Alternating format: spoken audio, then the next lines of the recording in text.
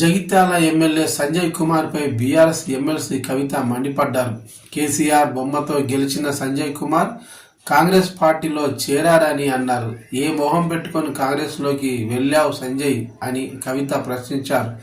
జగిత్యాలలో ఎమ్మెల్సీ కవిత పర్యటించారు. ఈ సందర్భంగా కవిత మాట్లాడుతూ సంవత్సరం నుండి నియోజకవర్గంకు పైసా తేలేదు, ఎందుకు కాంగ్రెస్ పార్టీలో చేరిపోయావు అని నిలదీశారు. ప్రజలను వదిలి పైసల కోసం వెళ్లినోడు నాయకుడా అని ఎద్దేవా చేశారు. తెలంగాణ తల్లి రూపురేఖలు మార్చడాన్ని ప్రశ్నించారు.